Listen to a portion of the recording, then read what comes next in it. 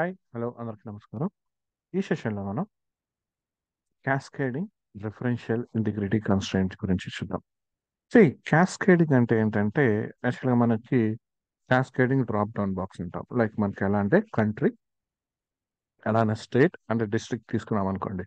First మనం country select చేసుకుంటే ఆ కంట్రీలో ఉన్న స్టేట్స్ మొత్తం మనకి లైక్ నెక్స్ట్ స్టేట్ డ్రాప్ డౌన్లోకి మనకి సెలెక్ట్ అవుతాయి. అలానే పర్టికులర్ స్టేట్ సెలెక్ట్ చేసుకుంటే ఆ స్టేట్లో ఉన్న డిస్ట్రిక్ట్స్ వరకు మనకి డిస్ట్రిక్ట్ డ్రాప్ డౌన్లో సెలెక్ట్ అవుతాయి. సో ఇది క్యాస్కేడింగ్ అంటాం. అంటే ఒకదాని మీద ఒకటి డిపెండ్ అయి ఉంటుంది. సేమ్ ఇలానే ఇక్కడ క్యాస్కేడింగ్ రిఫరెన్షియల్ ఇంటిగ్రిటీ అంటే ఏంటంటే మనం ఏదైతే ప్రీవియస్లో మనం కన్స్ట్రెయింట్స్ని ఏదైతే చేసామో లైక్ ఇక్కడ మనకి ఫస్ట్ డిపార్ట్మెంట్ టేబుల్లో ప్రైమరీ కీ అనేది ఉంటుంది. అలానే ఎంప్లాయీ టేబుల్లో లేదంటే స్టూడెంట్ టేబుల్లో మనకు వచ్చేసి లైక్ రెఫరెన్స్ కీ ఉంటుంది. లైక్ డిపార్ట్మెంట్ ఐడి తీసుకుంటాం, అది ఫారెన్ కీ తీసుకుంటాం. సో ఇక్కడ పాయింట్ ఏంటంటే ఇన్ కేస్ మనకి primary table that means master table department table కాబట్టి ఈ మాస్టర్ టేబుల్లో నేను ఏదైనా చేంజెస్ చేశా, దట్ మీన్స్ ఏంటంటే నేను ఏదైనా రికార్డ్ని డిలీట్ చేయటం కానీ అప్డేట్ కానీ చేశాను అనుకోండి. అలాంటి కేసెస్లో స్టూడెంట్ టేబుల్లో ఉన్న రెఫరెన్స్కి ఏదైతే ఉంటుందో అంటే ఫారెన్కి ఏదైతే ఉంటుందో మరి దాని మీద కూడా చేంజెస్ అనేది జరగాలి కదా నార్మల్గా. సపోజ్ నేను డిలీట్ చేశాను అనుకోండి, డిపార్ట్మెంట్ టేబుల్లో ఒక రోని డిలీట్ చేశాను. సో ఆ రోతో బేస్ అయి ఉన్న అంటే ఆ రోని రెఫర్ చేసే అంటే పర్టికులర్ డిపార్ట్మెంట్ ఐడిని రెఫర్ చేసే కాలమ్స్ అనేవి మనకి ఇక్కడ స్టూడెంట్ టేబుల్లో కూడా ఉంటాయి. మరి వాటి పరిస్థితి ఏంటి, వాటిని ఎలా, రైట్? సో ఇది యాక్చువల్గా ఈ ఎస్క్యూఎల్ సర్వరే రెస్పాన్సిబిలిటీ అనేది తీసుకోవాల్సి వస్తుంది, ఎస్క్యూఎల్ సర్వర్ అనేది. సో ఇలాంటి కేసులో ఏం చేస్తుందంటే సమ్ రిస్ట్రిక్షన్స్ అనేది దాని మీద పడటం. సో దాన్ని మనం క్యాస్కేడింగ్ రిఫరెన్షియల్ అంటే ఒకదాని మీద ఒకటి డిపెండ్ అయి ఉంటుంది కాబట్టి మనం దాని గురించి మనం ఏ యాక్షన్ తీసుకోవాలి అని చెప్పేసి మనం చెప్పాల్సి ఉంటుంది. So what are cascading referential integrity constraints? Cascading referential integrity constraint in SQL Server are the foreign key constraints. ఇవి వచ్చేసి foreign key constraints that tell SQL Server to perform certain actions whenever a user attempts to delete or update a primary key which an existing foreign key points. So foreign key ఏదైతే point చేస్తుందో primary కీలో ఏదైతే ఉంటుందో primary కీని point చేస్తూ ఉంటుంది కదా. So దాని మీద మనం అప్డేట్ కానీ డిలీట్ కానీ ఆపరేషన్ చేసేటప్పుడు ఆ ఫారెన్ కీకి సంబంధించిన వాల్యూస్ ఏదైతే ఉంటుందో వాటి మీద ఏ యాక్షన్ తీసుకోవాలి అని చెప్పేసి మనం చెప్పాలి. దాన్ని మనం ఇదేమంటున్నామంటే క్యాస్కేడింగ్ రిఫరెన్షియల్ ఇంటిగ్రిటీ కన్స్ట్రెయింట్ అంటున్నాం. So what are the action performed by the SQL server? So SQL server అనేది ఎలాంటి యాక్షన్స్ తీసుకుంటుంది? In order to tell the SQL Server what actions to perform whether user trying to delete or update primary key value to which existing foreign key points, so we provide the following options while working with the cascading referential integrity constraints. So ఎప్పుడైతే SQL server అనేది some action మెథడ్స్ని perform చేస్తుంది, first one ఏంటంటే set null values.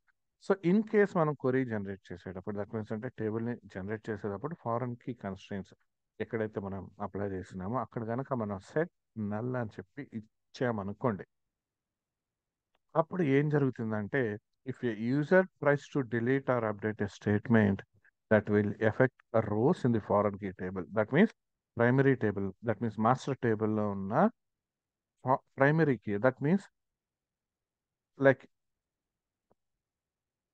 Like ప్రైమరీకి ఏదైతే ఉంటుందో like దాన్ని మనం డిలీట్ చేయడానికి లేదంటే అప్డేట్ చేయడానికి ట్రై చేస్తూ ఉంటామో అలాంటి కేసులో ఏం చేస్తుందంటే అది ఫారెన్ కీ వాల్యూస్ ఏదైతే అంటే ఫారెన్ కీ కాలం ఏదైతే ఉంటుందో అక్కడ ఆ ప్రైమరీ కీ ఏదైతే ఉందో దాని కరస్పాండింగ్ వాల్యూస్ని నల్ చేసేస్తుంది. Will be set to null when the primary key record is deleted or updated in the primary key table. Primary key టేబుల్లో అంటే మాస్టర్ టేబుల్లో ఆ కీని మనం డిలీట్ చేస్తుంటే ఆ కీ ఎక్కడెక్కడ యూజ్ చేసామో చైల్డ్ క్లాస్లో ఆ ప్రైమరీ ఫారెన్ కీ దగ్గర మనకి ఆ వాల్యూస్ని నల్ చేసేస్తుంది. The important thing that we need to keep in mind that the foreign key columns affected స్టేలో null values. So foreign key అనేది మనకి నల్ వాల్యూస్ని యాక్సెప్ట్ చేస్తుంది కదా, రైట్? అలా నెక్స్ట్ వన్ క్యాస్కేడ్ అన్నాం. On delete, like on delete cascade, on delete update అంటాం. So అలాంటి కేసులో ఏం జరుగుతుందో చూద్దాం. If a user tries to delete the statement which will affect the rows in the foreign key table, then then those rows will be deleted when the primary key record is deleted. Similarly, update.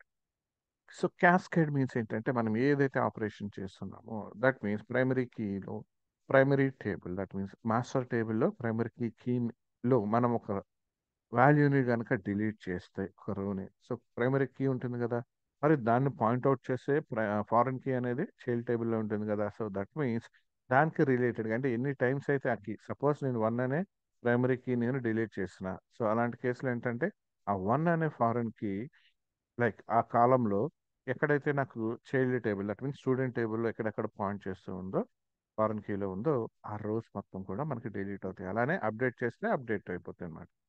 And అలానే set default. See, if a delete or update statement affects rows in the foreign key table, then yellow rows containing those foreign keys are set to default value. Suppose మనం ఏదైనా default value set చేసామనుకోండి, delete చేసినప్పుడు update చేసినప్పుడు ఆ default values అది replace అవుతున్నాం, right. Next one, no action. No action. So this is the default action that SQL Server performs. This specifies that an update and delete statement affects rows in the foreign key table and the action will be denied and rolled back. Suppose మనం no action అని ఇచ్చామనుకోండి, అలాంటి కేసులో ఎలాంటి action అనేది జరగదు. అంటే delete అనేది delete and update అనేది యాక్షన్ అనేది జరగవు. అవి లైక్ డినైడ్ అవుతుంది, లైక్ ఆ యాక్షన్ అనేది స్టాప్ అయిపోతుంది అండ్ అలాగే రోల్ బ్యాక్ అవుతుంది అనమాట, రైట్. ఎగ్జాంపుల్ చూద్దాం. మనకి already department and student table ఉన్నాయి, రైట్. సో వాటిని మనం డిలీట్ చేసి మళ్ళీ క్రియేట్ చేద్దాం. Departments and students. So first drop చేద్దాం టేబుల్స్ని. డ్రాప్ డిపార్ట్మెంట్,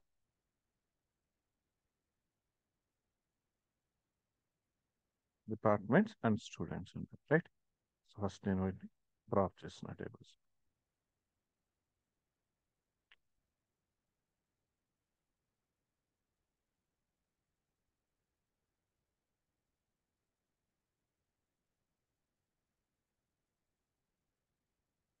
ఇవి ఆల్రెడీ మనకి యాక్చువల్గా మనం రిమూవ్ చేసాం. అండ్ ఇక్కడ చూడండి, టేబుల్ క్రియేట్ చేస్తున్న department, department ID name and ఇది ప్రైమరీకి టేబుల్ లెవెల్లో ఇచ్చాం. అండ్ అలానే student ID, student name, phone number, age, department and first constraint primary key ఇస్తున్నాం. And next constraint foreign key department ID మీద ఇస్తున్నా. అండ్ నౌ ఇది ఆన్ డిలీట్ అని వచ్చింది. So on delete cascade and on delete update అంటే ఇది syntax. యాక్చువల్గా మనకి ఇది సింటాక్స్ ఫార్మాట్ అంటే మనం సింటాక్స్ను ఫాలో అవ్వాలి కాబట్టి మనకి ఇలా ఇస్తాం అనమాట. క్లియర్. సో సింటాక్స్ చూడండి, ఇక్కడ మనకి ఎలా ఇస్తాం, టేబుల్స్ అనేది జనరేట్ చేసిన తర్వాత ఈ delete rule and update rule. So delete rule on delete no action, on delete cascade, on delete. So ఇలా ఇవ్వాలి. No action, cascade, set null and set default ఉంది కదా, అలా on delete no action, on delete cascade. మనం use చేస్తుంది cascade అంటే delete చేసినప్పుడు and foreign కీలో కూడా వాల్యూస్ అనేది డిలీట్ అవ్వాలి. అలానే update, on update no action, on update cascade, on update set నెల్, on update set default. These are syntaxes అనమాట. సో సింటాక్సెస్ని మనం ఇలా యూజ్ చేస్తాం. సో టేబుల్ని ఎలా యూజ్ చేస్తున్నామో చూడండి. టేబుల్ క్రియేట్ చేసిన primary key name, email, gender. So gender మీద నేను ఇక్కడ foreign key reference, on delete cascade, on update cascade. Clear. Table అనేది క్రియేట్ చేస్తున్నాం. సో ఇక్కడ చూడండి, ఫస్ట్ డిపార్ట్మెంట్ టేబుల్ క్రియేట్ చేస్తున్నాం, right. Next one student table. So student table departments table like foreign key student టేబుల్లో ఉన్న ఈ డిపార్ట్మెంట్ ఐడికి ఫారెన్ కీ కింద చేస్తున్నాం, రిఫరెన్స్ చేస్తున్నాం. దేన్ని, డిపార్ట్మెంట్స్ టేబుల్లో ఉన్న డిపార్ట్మెంట్ ఐడిని రిఫర్ చేస్తాం. అలానే on delete cascade, on delete, on update cascade అన్నాం. క్లియర్. అండ్ వాల్యూస్ని ఇన్సర్ట్ చేస్తున్నాం. సో ఫస్ట్ డిపార్ట్మెంట్ టేబుల్లో values, and in the same way student టేబుల్లో కూడా వాల్యూస్ ఇన్సర్ట్ చేస్తున్నాం. క్లియర్? అండ్ ఈ రెండు టేబుల్ నుంచి మనం వాల్యూస్ని గెట్ చేసుకుందాం. క్లియర్? సో ఇక్కడ చూడండి, డిపార్ట్మెంట్లో 1 to 7 ఉన్నాయి, అండ్ ఇక్కడ స్టూడెంట్లో వచ్చేప్పటికి మనకి అప్ టు 29 రికార్డ్స్ ఉన్నాయి. రైట్? సో ఇప్పుడు నేను ఏం చేస్తున్నానంటే డిపార్ట్మెంట్ టేబుల్లో ఉన్న డిపార్ట్మెంట్ ఐడి, డిపార్ట్మెంట్ టేబుల్ ఉన్న department ID it's a primary key. ఇక్కడ స్టూడెంట్ టేబుల్లో ఈ department ID reference, it's a foreign key. Right? Delete table departments wear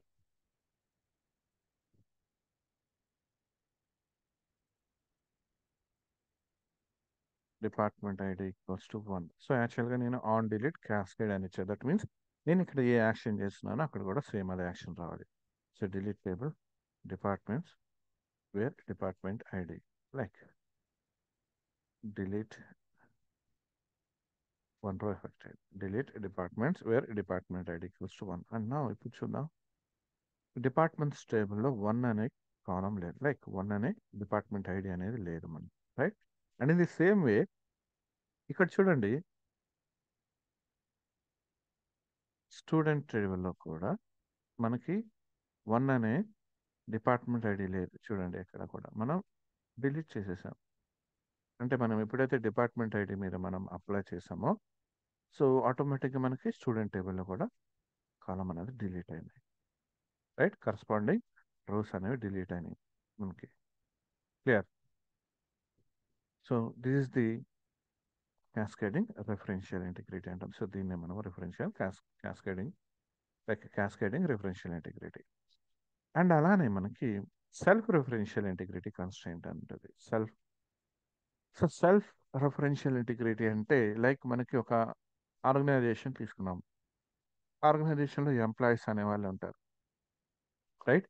employees అనే వాళ్ళు ఉంటారు. సో ఈ ఎంప్లాయీలో మేనేజర్ ఉన్నాడు అనుకోండి. సో మేనేజర్ కూడా ఒక ఎంప్లాయీ కదా మనకి అక్కడ, మేనేజర్ కూడా ఒక ఎంప్లాయీ అవుతాడు మనకి అక్కడ. సో దట్ మీన్స్ ఏంటంటే ఆ మేనేజర్ ఐడి ఏమవుతుంది, ఎంప్లాయీ ఐడినే మేనేజర్ ఐడి అవుతుంది.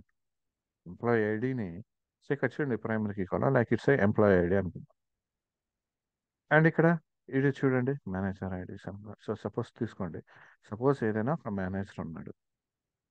సో మేనేజర్ ఐడి సపోజ్ ఇక్కడ 1000 అని తీసుకున్నాం అనుకోండి. సో ఈ మేనేజర్ ఐడి లైక్ చూడండి ఇక్కడ 1000, ఇక్కడ ఏదైతే ఎంప్లాయ్ ఐడి ఉందో అదే మేనేజర్ ఐడి అవుతుంది. క్లియర్? అండ్ ఇక్కడ 1007 అనేది లేదు, బట్ ఇక్కడ చూడండి 1007 నుంచి లేదు, బట్ ఇక్కడ మనం ఎలా 1007 కన్నా అబోవ్ వాల్యూస్ అంటే 1006 కన్నా అబోవ్ వాల్యూస్ ఇన్సర్ట్ చేయడానికి ట్రై చేస్తే ఇక్కడ మనకి ఎర్రర్ అనేది చూపిస్తుంది. It's a self referential integrity. Self referential integrity is nothing but same table మీద మనం అప్లై చేస్తాం రిఫరెన్షియల్ అనేది. సో ఎలా చేస్తాం చూడండి ఒకసారి.